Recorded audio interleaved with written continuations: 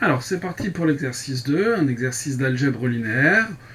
Des questions classiques, rien de très compliqué. Bon, les dernières un petit peu plus techniques, mais les premières, c'est vraiment la base de l'algèbre linéaire. Ça ne doit pas poser de soucis. La première question, on nous demande de montrer que G appartient à L de R3, c'est-à-dire que G est un endomorphisme. Donc pour ce genre de questions, il y a deux choses à démontrer. La première, c'est que G est une application linéaire.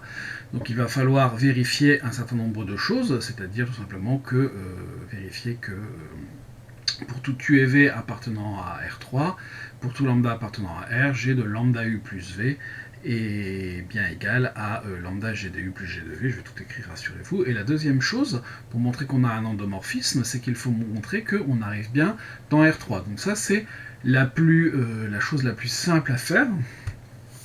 Pour l'application linéaire G, il suffit en fait de le dire. Donc on va commencer par là. Donc je me donne un triplet de R3 et G de x, y, z. Ça sera 3x plus y moins z, 2x plus 4y moins 2z et x plus y plus z appartient à R3. Donc on va de R3 dans R3, mais on n'a pas encore dit que l'application était linéaire. Maintenant, on va montrer la linéarité. Pour cela, on se donne un vecteur U que je vais appeler x, y, z dans R3. Un vecteur V que je vais appeler x', y', z' dans R3. Et un réel lambda. Eh bien, G de lambda U plus V, c'est G de lambda x plus x', lambda y, il n'y a pas de virgule, plus y', lambda z plus z'. Et ça va être égal à quoi? Donc si je regarde, on a 3x plus y moins z. Donc 3x plus y moins z. Ensuite, on a 2x. J'aurais dû aller à la ligne, mais c'est pas très grave. On va s'arranger. Plus 4y. Moins 2z. Et ma troisième coordonnée, c'est x plus y plus z. Et là, très classiquement, en fait, on va décomposer ce résultat que l'on vient d'obtenir en décombinant tout ça, en quelque sorte. On va mettre tout ce qui est en x, y, z, tout ce qui est en x', y', z', on va les séparer. Et puis après, dans ce qui est en x, y, z, on devrait réussir à mettre lambda en facteur. Donc on a, si je regarde mon premier morceau, donc 3 lambda x plus lambda y moins lambda z. Puis après, il y a tout ce qui sera en prime que je mettrai à part. Ensuite, on va avoir 2 lambda x plus 4 lambda y moins 2 lambda z. Et puis, on a lambda x plus lambda y plus lambda z. Plus, maintenant, je vais faire tout ce qui est en x', y', z'. Donc, je regarde ma première coordonnée, j'ai 3x' plus y' moins z'. Ensuite, j'ai 2x' plus 4y' moins 2z'. Et enfin, j'ai x' plus y' plus z'. J'arrive là à faire tout tenir sur une ligne. Bon. Mon premier morceau, je vois que j'ai lambda que je peux mettre en facteur. Donc, je vais voir lambda, facteur de 3x plus y moins z, 2x plus 4y moins 2z, x plus y plus z, plus 3x' plus y' moins z', 2x' plus 4y' moins 2z', x' plus y' plus z'. Et là, je reconnais lambda g de u plus g de v. Donc on en déduit que g est linéaire.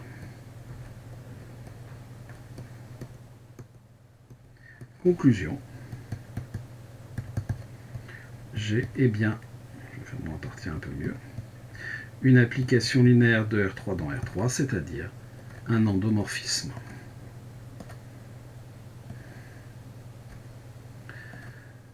Voilà pour cette première question. Zéro difficulté, c'est de l'application bête et méchante du cours, mais il faut savoir le faire. Question 2. Déterminer ker de G, im de G en déduit. Alors, je remarque qu'il y a une petite erreur de frappe, il y a marqué en déduite. Évidemment, c'est en déduire que G est un automorphisme. Un automorphisme, je vous rappelle que c'est un endomorphisme qui est bijectif. Donc, ker de G. Je me donne U égale X, Y, Z appartenant à ker de G. On a donc G de U est égal au vecteur nul, ce qui revient à dire que vous avez 3x plus y moins z qui vaut 0, 2x plus 4y moins 2z qui vaut 0, et x plus y plus z qui vaut 0. On se retrouve avec un petit système à résoudre. Ce que je vais faire, par commodité, c'est que je vais ramener en première ligne mon x plus y plus z égale 0, donc ma ligne 1, elle prend la ligne 3. Ensuite, ma ligne 2, je vais la laisser telle qu'elle, sauf que je vais lui retirer l'ancienne ligne 3. Donc L2 va recevoir L2 moins... Alors, je dis je vais retirer la ligne 3, je vais retirer 2 fois la ligne 3. Pourquoi ? Je vais avoir 2x moins 2x, il n'y a plus de x. 4y moins 2y, parce qu'il va me donner 2y. Moins 2z, donc moins 4z, égale 0. Et ma troisième ligne, qu'est-ce que je vais lui faire ma troisième ligne ? Ma troisième ligne, je vais lui prendre la première ligne et je vais lui retirer 3 fois l'ancienne ligne 3. Donc 3x moins 3x, il y en a plus, c'est fait exprès. Ensuite, j'ai y moins 3y, ce qui va me donner du moins 2y. Et enfin, moins z,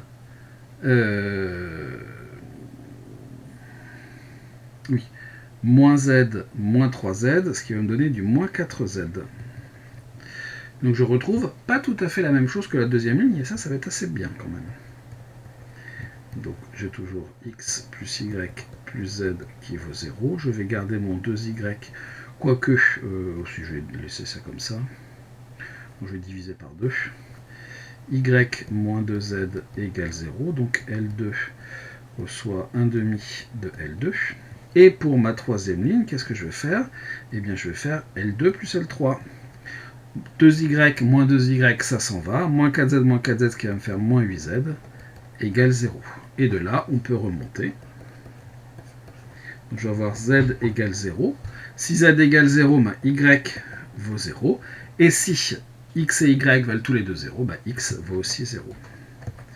D'où ker de G est réduit au vecteur nul. Alors le vecteur nul, ici, il n'y a pas de doute, donc je peux mettre 0, mais évidemment, c'est 0, 0, 0. C'est bien le vecteur nul de R3. Ensuite, im de G. Là, on peut être un petit peu malin pour déduire im de G. Pour im de G, on peut utiliser le théorème Durand. Alors déjà, on peut remarquer une chose, c'est que comme G appartient à L de R3, eh bien im de G est inclus dans R3, forcément. Par ailleurs, par le théorème Durand,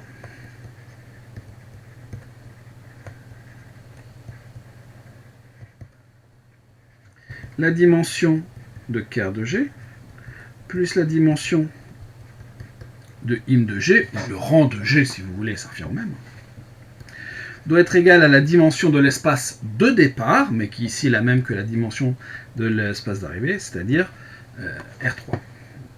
Une nouvelle page, d'où vous avez dim de ker de G qui vaut 0, puisque ker de G est réduit au vecteur nul. La dimension de R3, c'est 3, et donc on en déduit que la dimension de im de G est égale à 3.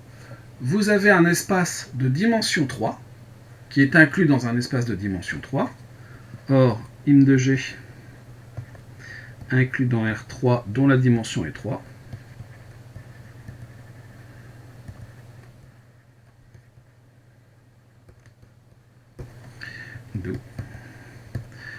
Si vous êtes inclus dans un ensemble, si vous êtes un espace je reprends. Si vous êtes un espace vectoriel inclus dans un autre espace vectoriel et que les deux ont la même dimension, c'est que ces deux espaces vectoriels sont égaux. Donc im de G égale R3.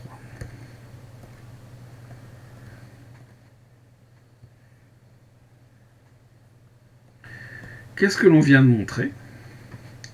Eh bien, comme ker de G est réduit au vecteur nul, G est injective, im de G, c'est R3, c'est-à-dire l'espace d'arrivée dans son intégralité, G est surjective.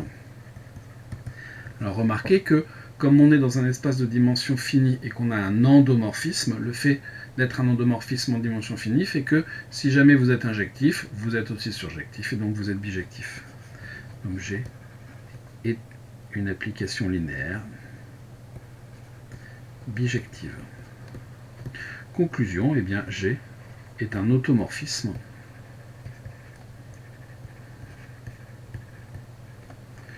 de R3.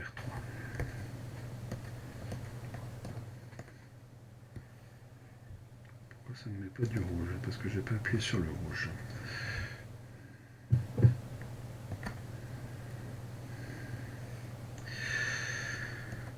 Voilà pour cette deuxième question. Elle non plus, pas très compliquée. Alors pour l'image, il y avait d'autres moyens. On pouvait montrer que n'importe quel élément de l'espace d'arrivée était l'image en résolvant le système. C'était un petit peu plus compliqué et surtout beaucoup plus calculatoire à mon avis. Ici, on a assez facilement les choses avec le théorème Durand. Question 3. Déterminer G-1 en résolvant un système. Ah bah ce dont je viens de parler en fait, c'est ce qu'on nous demande de faire maintenant. Bon, très bien. Je me donne un vecteur V qui sera égal à, je vais noter ça, grand X, grand Y, grand Z, appartenant à R3. On cherche, comme on sait que G est bijectif, donc on cherche l'unique. U égale X, Y, Z, appartenant à R3, tel que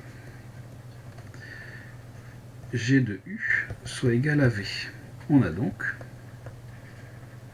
le système suivant, à savoir 3x plus Y moins Z égale X, 2x plus 4y moins 2z égale Y, et enfin x plus y plus z égale grand Z. En fait, on va résoudre le même système au second membre près que précédemment, donc on peut utiliser en fait les mêmes opérations que l'on a vues tout à l'heure. Donc je vais ramener la troisième ligne en premier. Ma deuxième ligne, eh bien, je vais faire L2 moins 2L1. L2 moins 2L3, pardon, donc 2x moins 2x, il n'y en a plus. 4y moins y, il reste 3y. C'est 4y moins 2, donc il reste 2y. Moins 2z, donc moins 4z, égale y moins 2z. Là, par contre, il faut faire attention au second nombre. Puis ma troisième ligne, je vais faire pareil, donc j'écris pas les opérations puisque c'est les mêmes que précédemment. Donc je vais faire la ligne 1 moins 3 fois la ligne 3. Donc 3x moins 3x, il n'y en a plus, c'est fait exprès. Y moins 3y, on va donc avoir moins 2y. Moins z moins 3z, on va avoir moins 4z, exactement comme tout à l'heure, égale x moins 3z.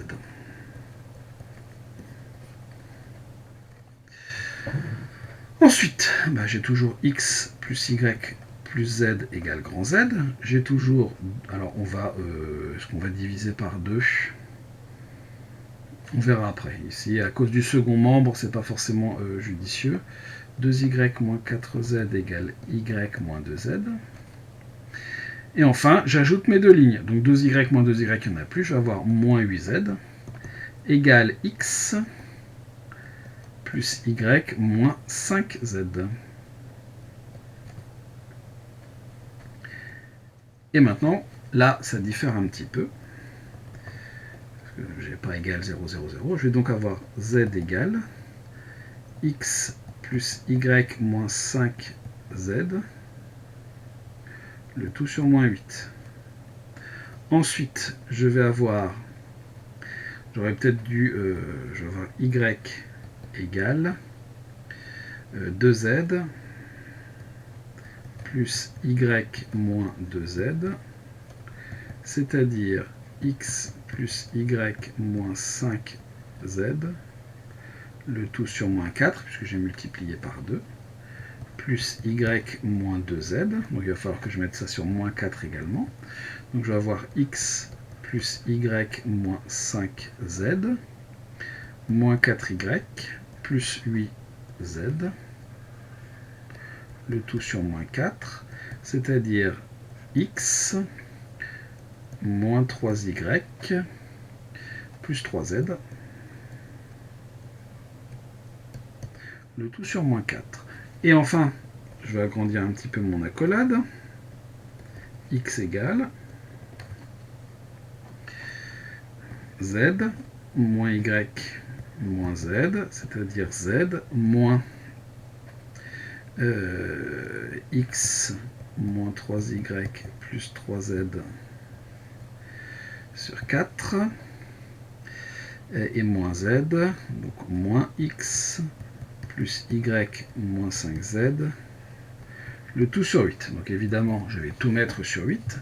Donc je vais avoir 8z moins, donc là il faut que je multiplie par 2, 2x, plus 6y, moins 6z, moins x, moins y, plus 5z, le tout sur 8. C'est-à-dire, alors dx, j'en ai moins 2, moins 1, ce qui me fait moins 3x.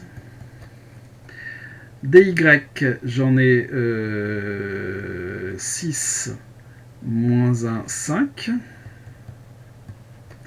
Et dz, j'en ai 8, moins 6, 2. 2 plus 5, 7. Donc si je ne me suis pas trompé dans les calculs, on a ça.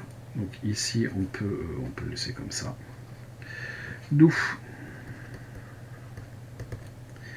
donc g-1 de x, y, z, ça sera égal à les x, c'est ce que je viens de trouver, donc moins 3x plus 5y plus 7z sur 8.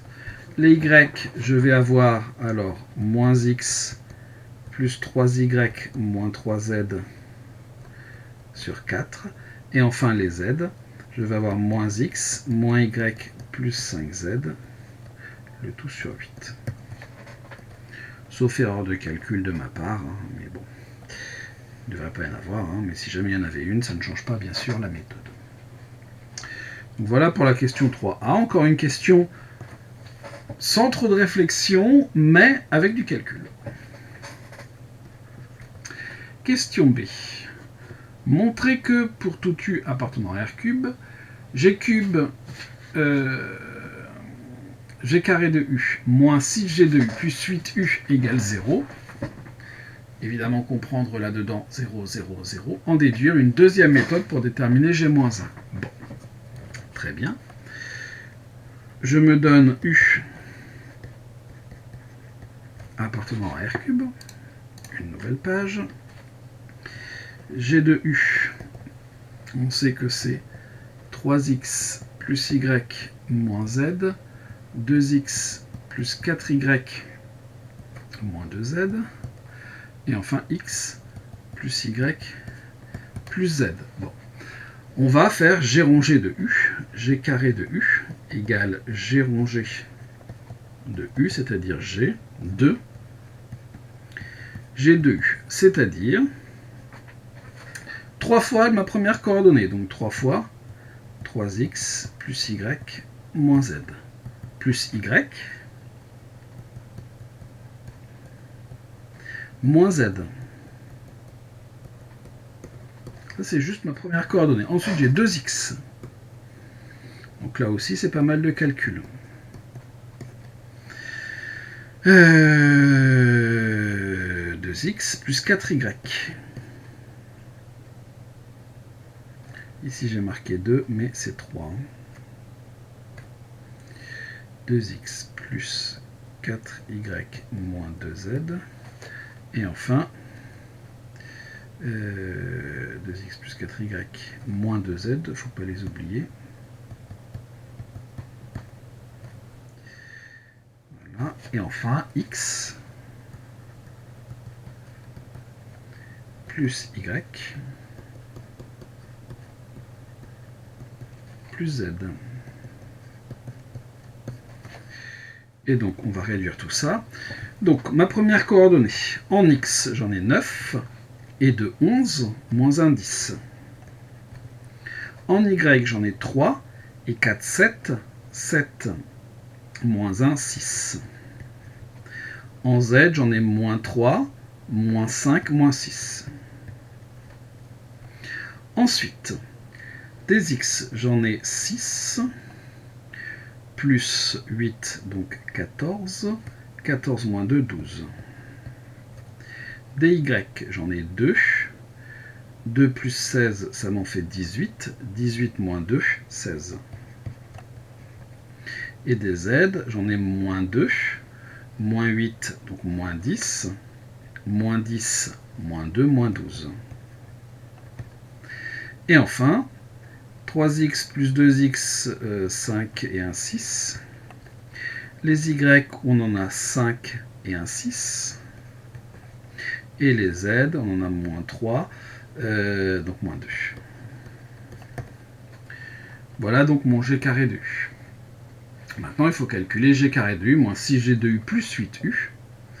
Donc g carré de u moins 6g de u plus 8u, ça vaut quoi? Ça vaut 10x plus 6y moins 6z, moins 6, 3x plus y moins z, plus 8u, donc plus 8x. Ensuite, on a 12x plus 16y moins 12z, moins 6, 2x plus 4y moins 2z, et je n'oublie pas mes 8u, donc plus 8y. Et enfin, 6x plus 6y moins 2z, moins 6x plus y plus z, plus 8z. Alors, on va regarder tout ça. Alors, j'ai 10x plus 8x, ça m'en fait 18, moins 18, il n'y en a plus. 6y moins 6y, il n'y en a plus. Moins 6z plus 6z, il n'y en a plus, ça me fait 0. Ensuite, le deuxième morceau, j'ai 12x, moins 12x, il n'y en a plus. J'ai 16y, 16y moins 24y, ça m'en fait moins 8, plus 8, il n'y en a plus. Et enfin, les z, j'en ai moins 12, plus 12, il n'y en a plus, ça fait 0. Et la dernière partie, 6x moins 6x, il n'y en a plus. 6y moins 6y, il n'y en a plus. Moins 2z, moins 6z, ça nous fait moins 8z, plus 8z, il n'y en a plus. Donc on a bien, pour tout u appartenant à R3, g carré de u moins 6g de u plus 8u est égal au vecteur nul.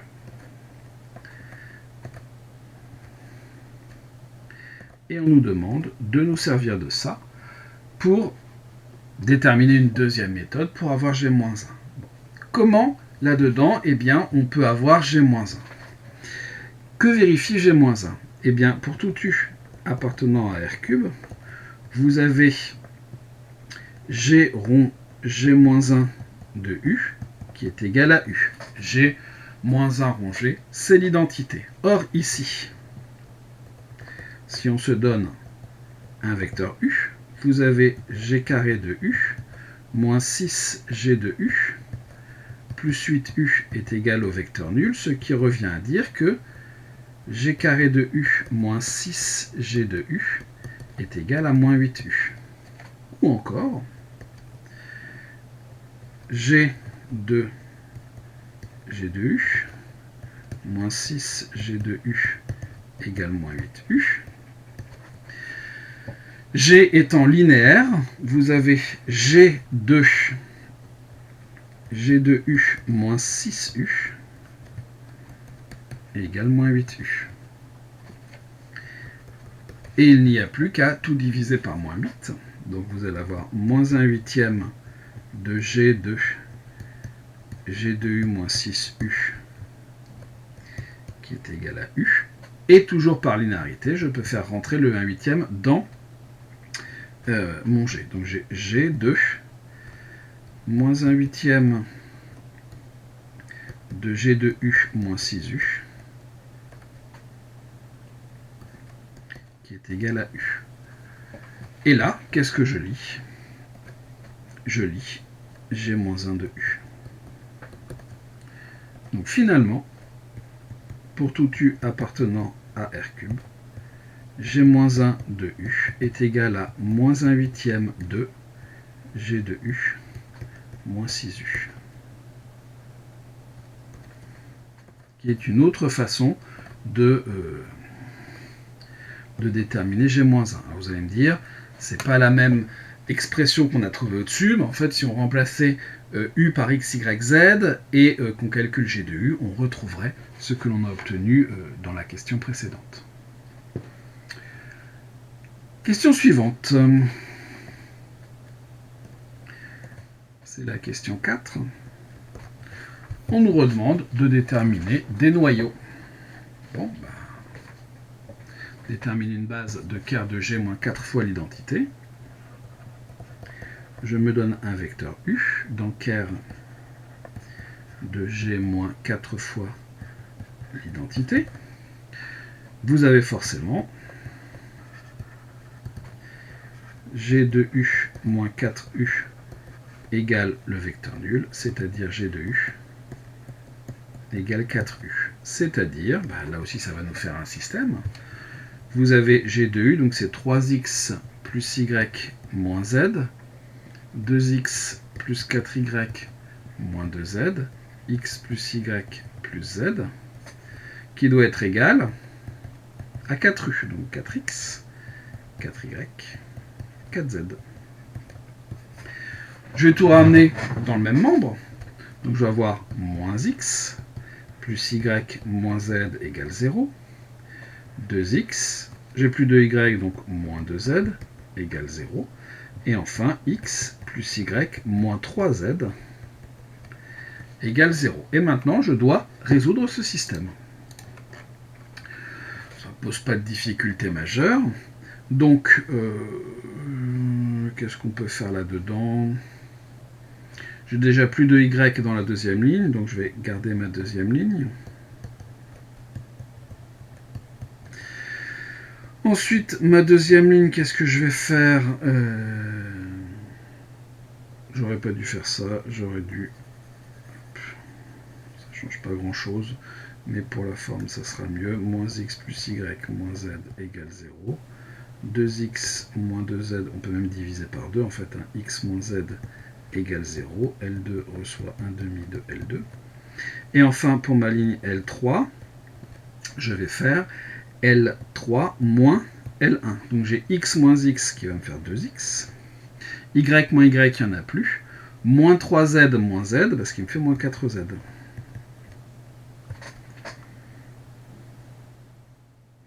Pardon, c'est moins 3z moins moins z, donc moins 3z plus z, donc je vais avoir moins 2z égale 0. Et on se rend compte que ma troisième ligne, c'est la même que la deuxième.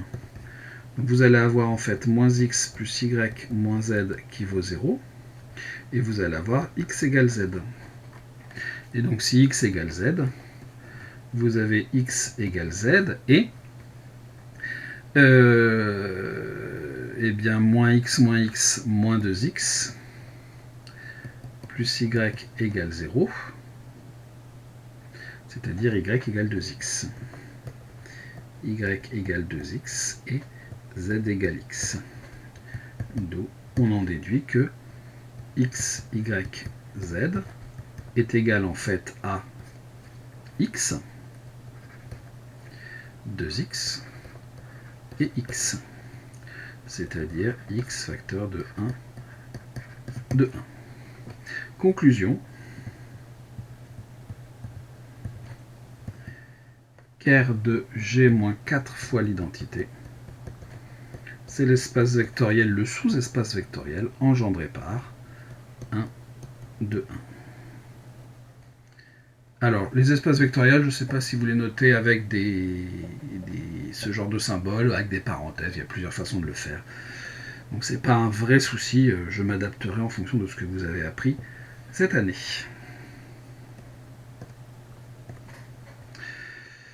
Alors je marque conclusion, mais c'est une conclusion partielle, puisque on a l'ensemble G maintenant qui est ker de G moins 2 fois l'identité, on va refaire pareil. Je me donne U égale X, Y, Z, dans ker de G, cette fois moins 2 fois l'identité. On a donc G de U égale 2U cette fois, c'est-à-dire 3x plus Y moins Z égale 2x, 2x, j'ai oublié. 2x plus 4y moins 2z égale 2y. Et x plus y plus z égale 2z. Comme tout à l'heure, je ramène tout dans le même membre. Donc je vais avoir x plus y moins z égale 0. 2x plus 2y moins 2z égale 0. Et enfin, x plus y moins z égale 0. Bon, bah là si on regarde clairement les choses, on a 3 fois la même équation, puisque la deuxième, c'est 2 fois les autres. D'où, par exemple, vous allez avoir z égale x plus y.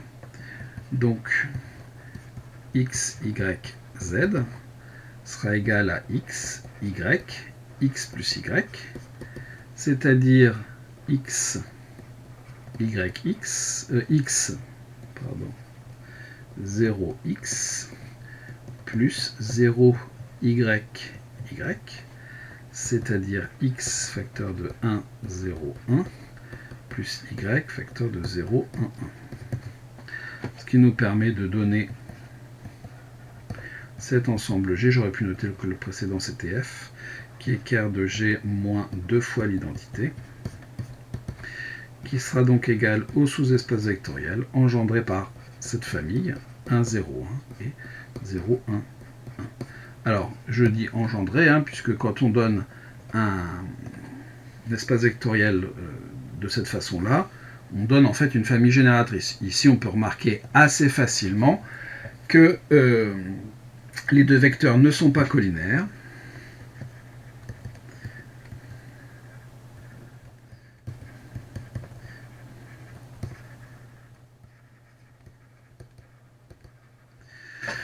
Eh bien, ils forment une famille libre, et comme on a forcément une famille génératrice, eh bien, on a une base. Donc, ils forment une famille libre de G, donc une base de G. Alors, une famille libre, c'est pas forcément une base en général, mais ici, comme on a un vecteur, c'est forcément une famille génératrice, donc la famille est libre et génératrice, c'est donc une base. Voilà pour cette question 4. Question 5. Montrez que f et g sont supplémentaires dans R3. Que faut-il faire pour montrer que deux ensembles sont supplémentaires? Qu'est-ce que ça veut dire déjà? Ça veut dire déjà que tout vecteur de R3 peut se décomposer comme un vecteur de f plus un vecteur de g. Et en plus que cette décomposition est unique. On va faire le travail. Soit, je vais l'appeler U, égale x, y, z, appartenant à R3. On cherche A, B, C, 3 réels. tel que x, y, z soit égal à a multiplié par le premier vecteur que l'on a trouvé, c'est 1, 2, 1, plus b multiplié par le deuxième, plus c multiplié par 0, 1, 1.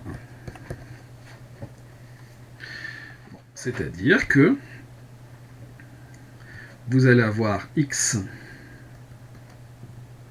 qui va être égal à a plus b, y qui va être égal à 2a plus c, et z qui va être égal à a plus b plus c. On a collé mal faite, mais c'est pas très grave. Vous savez déjà que a plus b doit être égal à x. Alors notre objectif, c'est de trouver a, b et c, bien sûr.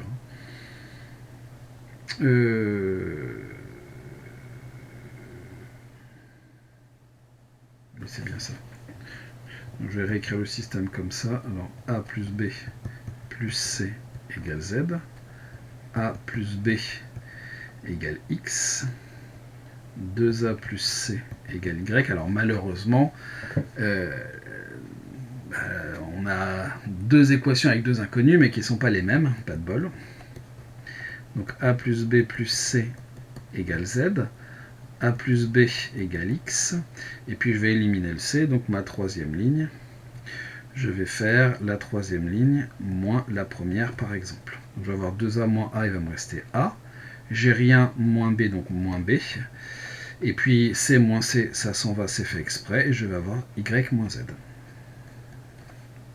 J'ai encore besoin d'une nouvelle page, donc je vais avoir a plus b plus c égale z, a plus b égale x, et puis je vais ajouter en fait mes deux lignes, donc je vais avoir 2a qui va être égal à x plus y moins z, et ma troisième ligne, je fais L2 plus L3. Ce qui va tout de suite me donner a, je vais avoir x plus y moins z sur 2. Ensuite, pour b, eh bien b, c'est x moins a, c'est-à-dire x moins x plus y moins z sur 2. Il faut tout mettre au même dénominateur, donc je vais avoir 2x moins x, il va me rester x moins y plus z sur 2. Et enfin, il me faut c. C, c'est quoi? C'est z moins a moins b. C'est-à-dire z moins a moins b. Là aussi, il faut tout mettre sur 2. Donc en x, je vais avoir moins 2x sur 2, donc moins x. En y, je vais avoir moins y plus y, il n'y en a plus. Et en z, je vais avoir 2z, 2z plus z, 3z, 3z moins z, 2z, 2z sur 2z. J'en déduis donc qu'il n'y a qu'une seule solution possible. A égale x plus y moins z sur 2. B égale x moins y plus z sur 2. Et C égale moins x plus z sur 2. Conclusion. Tout vecteur de R³ s'écrit de façon unique, c'est l'unicité du A, comme somme, alors pardon, je vais reprendre, d'un vecteur de F, donc ça c'est l'unicité du A, et d'un vecteur de G, ça c'est l'unicité du B et du C. On en déduit que R³ c'est la somme directe de F et G, donc F et G sont supplémentaires dans R³.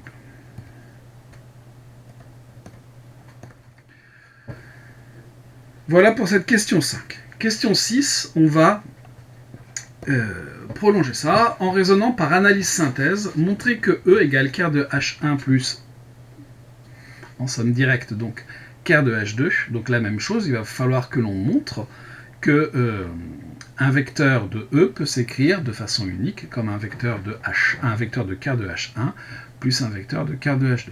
Ça me fait penser que dans la première version du fichier, il y avait une petite erreur de frappe, il y avait marqué F2 au lieu de F carré, mais j'ai corrigé et j'ai remis en ligne.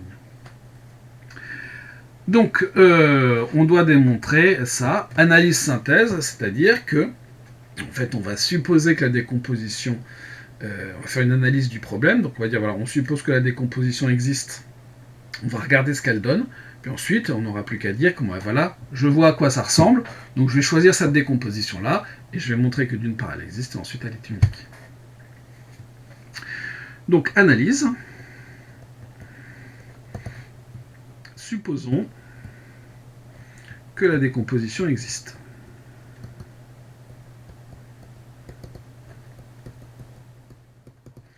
Donc, si je me donne U appartenant à E, il existe. Comment je vais les noter? Je vais les noter U1 et U2 par exemple. U1 appartenant à ker de H1 et U2 appartenant à ker de H2, tel que U égale U1 plus U2. Une fois que j'aurai trouvé à quoi il ressemble, j'aurai plus qu'à choisir cela. Comment on va faire ça? Eh bien, U, on ne sait pas trop ce que c'est. Par contre, on sait que U1 appartient à ker de H1. On a donc H1 de U1 qui est égal au vecteur nul. C'est-à-dire F de U moins 2U qui est égal au vecteur nul, d'où F de U égale 2U. Je l'appelais U1. F de U1 égale 2U1. Évidemment, on fait la même chose avec U2. Donc, on va avoir H2 de U2 qui est égal au vecteur nul, c'est-à-dire que F de U2 moins 4U2 égale au vecteur nul, d'où F de U2 égale 4U2. Qu'est-ce qu'on sait là-dedans? On a donc F de U égale F de U1 plus F de U2 par linéarité de F est égal à 2U1 plus 4U2. Voilà ce que l'on a là-dedans. On sait par ailleurs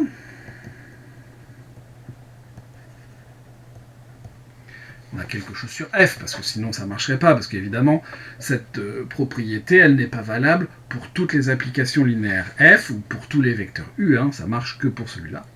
Par ailleurs, on sait que F de U, F carré de U, pardon, moins 6F de U, plus 8U, est égal au vecteur nul. Là-dedans, on peut travailler un certain nombre de choses, faire intervenir U1 et U2 sans trop de difficultés en fait.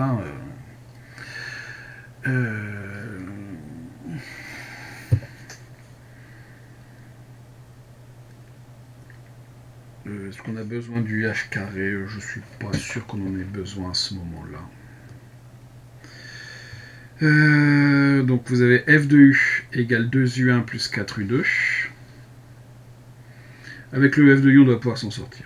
Ça, c'est vrai, mais c'est pas utile, pour le moment en tout cas. Hop. Donc, je répète, je ne l'efface pas parce que c'est faux, je l'efface parce que c'est pas utile. U égale U1 plus U2. Nous, ce qui nous intéresse, c'est d'avoir U1 et U2. Donc on a deux équations, deux inconnues, ça va nous suffire. Donc, U égale U1 plus U2, F de U égale 2U1 plus 4U2. C'est un système de deux équations à deux inconnus. Donc, j'ai U1 plus U2 égale U. La deuxième, je la divise par 2. U1 plus 2U2 égale 1 demi de F de U. U1 plus U2 égale U. Je vais soustraire mes lignes. Si je fais L2 moins L1, j'obtiens U2 égale 1 demi de F de U moins U. Et donc, je peux avoir U1. Donc, j'ai U2 qui vaut 1 demi de F de U moins U. Et U1 qui vaut U moins U2, c'est-à-dire U moins 1 demi de F de U plus U, donc qui va valoir 2U moins 1 demi de F de U. J'ai mes vecteurs. En fait, ce que j'ai démontré, c'est que sous réserve d'existence de la décomposition,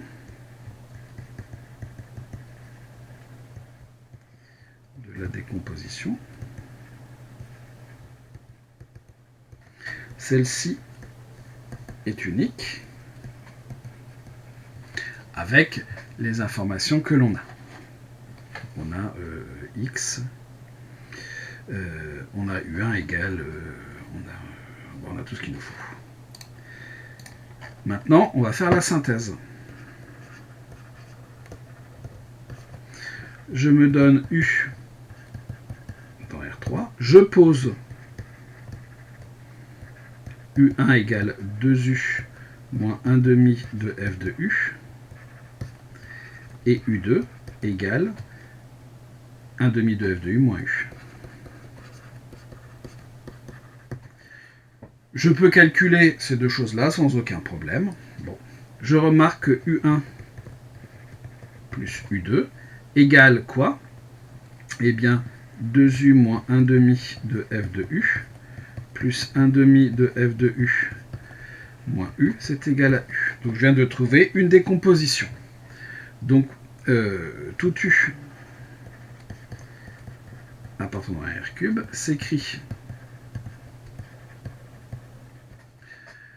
comme U égale U1 plus U2 avec U1 égale 2U moins F de U, U2 égale 1 demi de F de U moins U. Il faut quand même que je vérifie une petite chose, c'est que mon U1 est bien dans le ker de H1 et que mon U2 est bien dans le ker de H2. Donc pour cela, je vais calculer H1 de U1, c'est-à-dire H1 de 2U moins F de U, c'est-à-dire H1 c'est F moins 2 fois l'identité. Donc je vais avoir F de 2U moins F de U moins 2 fois l'identité. Donc j'ai quoi? J'ai F de 2U, donc ce qui va me donner 2F de U. F de U moins F carré de U. Plus, pardon, pas plus, mais moins 4U. Et plus 2 F de U. C'est-à-dire que j'ai moins F carré de U plus 4F de U.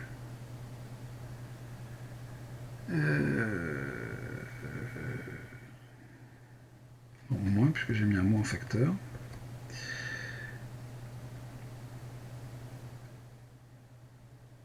Oui. Et plus 4U. Alors, je suis embêté parce que j'ai pas du tout ce qu'il me faut.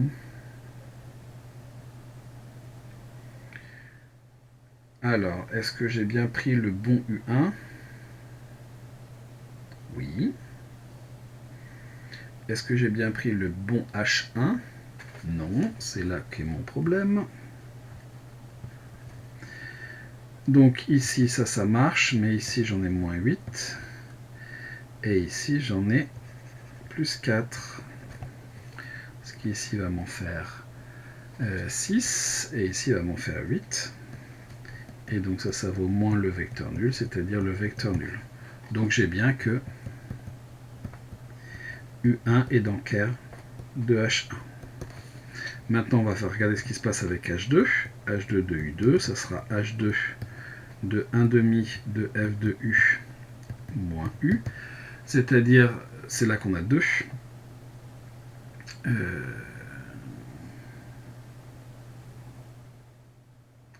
Et je me rends compte qu'il y a une autre erreur de frappe. J'ai interverti 2 et 4. Bon, c'est pour ça que ça ne collait pas. Je corrigerai ça aussi. Donc, j'ai H2, c'est F moins 2 fois l'identité. Donc, F de 1 demi de F de U moins U, moins 2 fois l'identité, moins 2 fois 1 demi de F de U, moins U. C'est-à-dire 1 demi de F carré de U, moins F de U, moins F de U, plus 2U.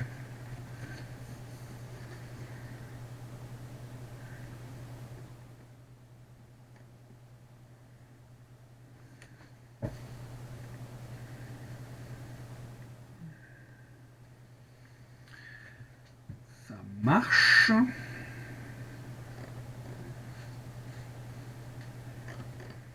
Je suis en train de me dire que j'ai peut-être fait une bêtise avant.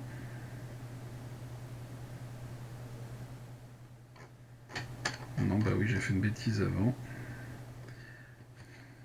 Il faut que j'arrête de faire des corrections tardivement. Hop, on reprend tout ça. Hop, hop, hop, hop, hop. 1 demi de F de U moins U. Pour mon U2, ça c'est bon. Alors, parce que ça m'apprendra à mal recopier, parce qu'ici c'est 1 demi de F de U. Voilà. Donc maintenant, je vais vérifier que H1 de U1, c'est-à-dire H1 de... Donc il n'y a pas de faute de frappe. 2U moins 1 demi de F de U, c'est-à-dire F de 2U moins 1 demi de F de U. Le F, c'était avec 2, moins 2 fois 2U moins 1 demi de F de U. Et donc, on va avoir 2F de U, moins 1 demi de F carré de U, moins 4U, plus F de U. C'est-à-dire, moins 1 demi, facteur de F carré de U. J'ai 3F de U, mais comme j'ai mis moins 1 demi en facteur, ce qui va me faire moins 6F de U. Et enfin, j'ai moins 4U, mais comme j'ai mis moins 1 demi en facteur, ça va me faire 8U. Et je retrouve moins 1 demi du vecteur nul, donc le vecteur nul. Donc j'en conclus que U1 appartient à Ker de H1. Maintenant, pour H2 de U2, je vais avoir H2 de 1 demi de F de U moins U. Et comme quoi une simple erreur de recopie peut générer des soucis. Donc je vais avoir F de 1 demi de F de U moins U, moins 4, 1 demi de F de U moins U. Ce qui va me donner 1 demi de F carré de U, moins F de U, moins 2F de U, plus 4U, c'est-à-dire 1 demi de F carré de U, moins 3, comme j'ai mis 1 demi en facteur, ce qui va me faire 6, plus 4 fois 2, 8, plus 8U, toujours à cause du 1 demi en facteur, donc 1 demi du vecteur nul. Et donc là aussi, U2 appartient à Ker de H2. Conclusion. Donc, pour tout U appartenant à, on n'est plus dans R3, on est dans E, il existe un couple U1, U2 appartenant à quart de H1 croix quart de H2 tel que U est égal à U1 plus U2. D'après ce qui précède, on a dit que si la décomposition existait, elle était unique. D'après ce qui précède,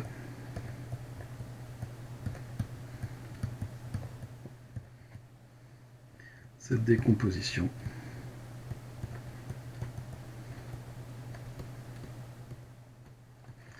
est unique, d'où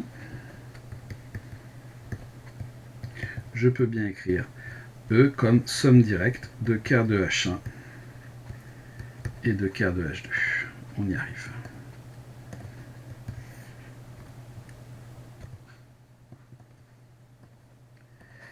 Dernière question, déterminer le projecteur, ou la projection, je ne sais pas quel terme vous avez utilisé, mais les deux sont valides. Le projecteur P sur quart de H2 parallèlement à quart de H1. D'après ce qui précède, en fait, soit U appartenant à E, on pose, d'après ce qui précède,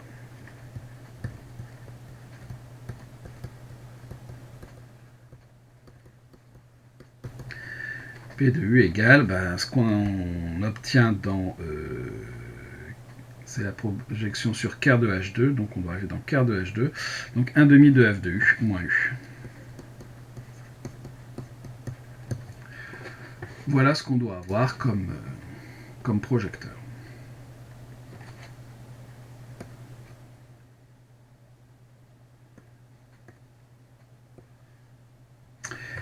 Et on a terminé l'exercice.